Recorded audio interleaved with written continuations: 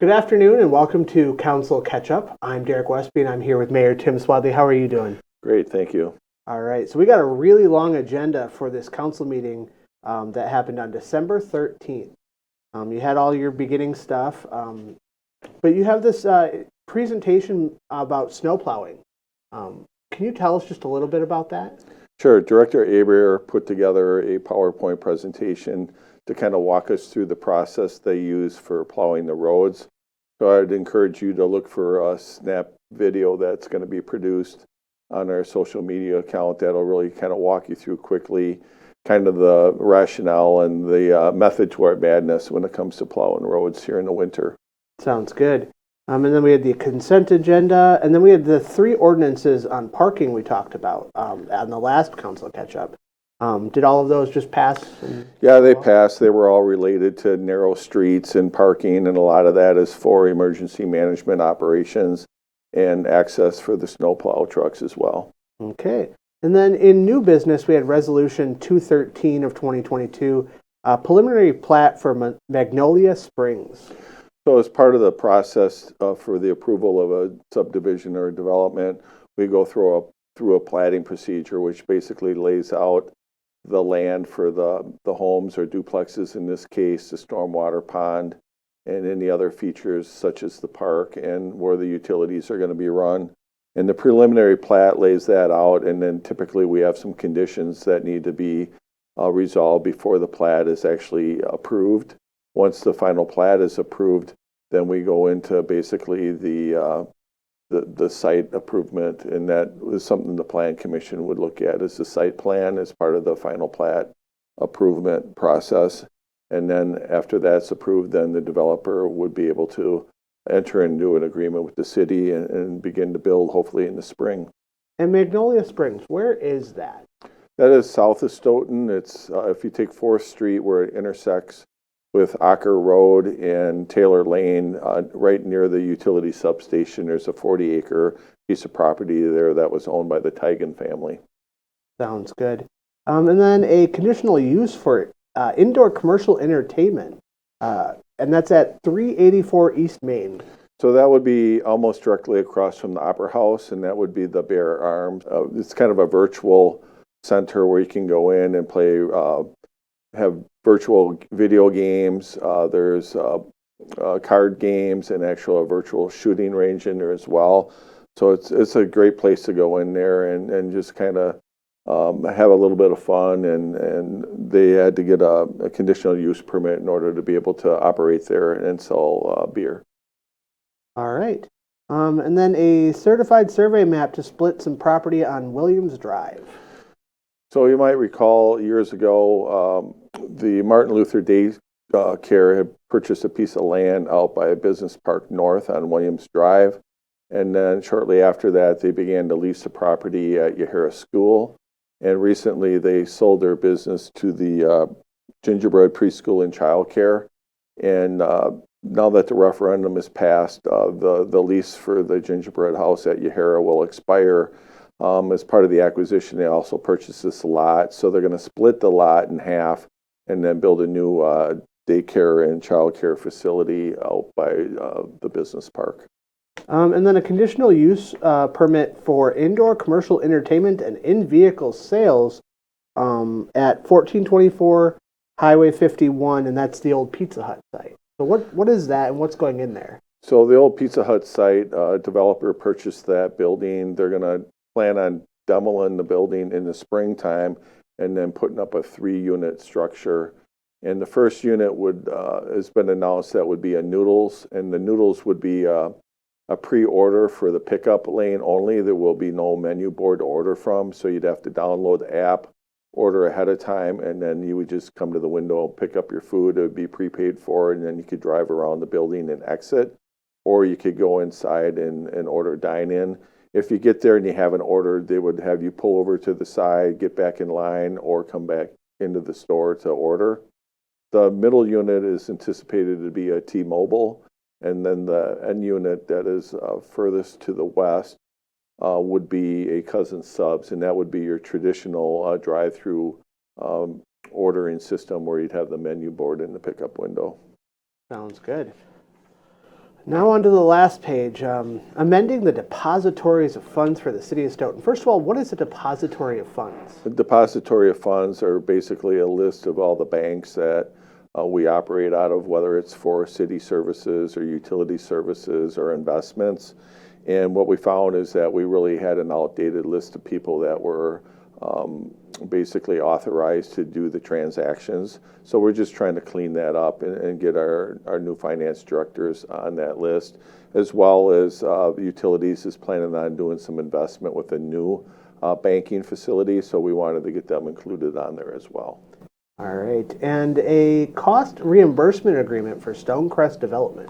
So Stonecrest Development is the Masson development. So if you go down Racetrack Road and you go back into their development there, a lot of those roads back there dead end currently. And the plan would be to extend those roads kind of running parallel to Highway A and then eventually cutting up toward Highway 51, kind of where the Stoughton Airport is. And they're hoping to develop that in phases. So as part of the process, what we do is we enter into an agreement to make sure that as we go through the various phases, the city is reimbursed for their administrative costs, whether it's the city attorney or the financial consultants or the engineers that might be hired in order to help facilitate the process. Sounds good. We have a amendment to Chapter 14 of the Stoughton Municipal Code for alcohol beverage operators licenses. Yeah, so this is the first reading. There's also another piece that will go with it. And basically, there had been some changes in state law, so we're trying to clean up our processes for somebody to obtain their operator's or bartender's license, as well as an establishment getting their liquor license. So this ordinance here is for the operator's license. And really what it does is when an application is filled out, and it has to be an application they receive from us, from the clerk, when it's filled out, we do a background check through the police department. And if nothing is found on the background check, then the clerk could be authorized to issue the license. If there's items that are found on the background check that are relevant to the person's ability to operate safely, then ultimately the Public Safety Committee would have input on whether or not that license should be approved. Okay. And then it looks like you had some police union contract negotiations to approve. Yeah, so every year or two, typically the police union contract comes up. This is the year that it came up, and I'm happy to say we were able to negotiate a 2-year agreement with the police union. We really focused on the police union as well as the rest of the city staff this year on trying to make our wages more competitive. We're competing with the police department, with our officers, with Dane County especially. Dane County had a 9% increase in their budget this year. They have 2 additional funding sources that the city doesn't have. They have a county sales tax as well as a wheel tax. So it's making it really challenging for us to be able to be competitive, but we were able to work through our finance department and human resource department to come up with a plan in order to be more competitive. And we're seeing this challenge in multiple departments is there's a shortage on people that are skilled in the areas of police officers. Public Works is another one with people that have CDLs especially. And so we're working the best we can to make sure that our employees receive a fair compensation package. Sounds awesome. And then a third amendment to the Stoughton Riverfront Development Agreement.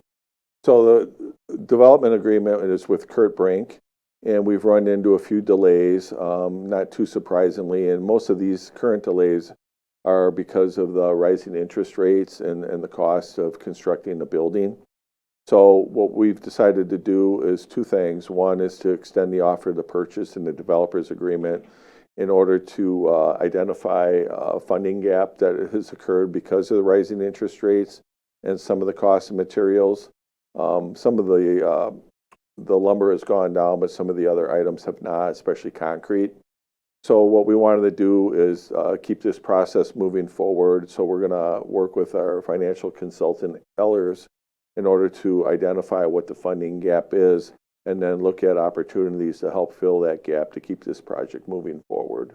Okay, and that looks like that was part of Resolution 222 was for the gap analysis. So we'll go on to Resolution 223 to amend the Fireman's Pension Board Investment Trustees. Yeah, so once again, we're just kind of, Finance Director Ehlinger is just trying to clean up a few things here and there in order to make things current. And then shared ride taxi service with option to go through 2027. Yeah, so the shared ride taxi service is something that Stoughton has enjoyed for years. And it was time for renewal of the contract. They wouldn't let us simply extend it. We had to send it out to bid. And we only received one bid, and that was from our current provider. And it's a 5-year agreement. And since we only had one bid, that was obviously the best bid that we could get. So the city council authorized the approval of that, so we can continue that service for the next 5 years. It'll affect the rates. It looks like about a quarter per trip. Okay. And then amending the 2023 budget for refugee settlement activities. So there's a resettlement group here that's been very active in bringing some refugees into our community from Ukraine. And there's 9 families, I believe, currently, and they had applied for some money to have our consultant help write some grants. Some of the initial grants they were able to write within their organization. So they asked us if we could carry over the money to next year so they could look for some other grant opportunities. Sounds awesome. Then Resolution 227, some changes to work rules in the policy manual. Yeah, basically quarterly we're going through and we're updating our work rules and our policies to be, fair to our employees and be competitive. Some of it is sometimes based on maybe our current practices versus maybe what previous policies have been. Some of it could be changed because of state law, and then once again, some of it might be changed to make it more competitive. So we're constantly just going in there as part of our continuous improvement to stay on top of that. Sounds good. And then the last 2 items before adjournment were changing some job descriptions in utilities.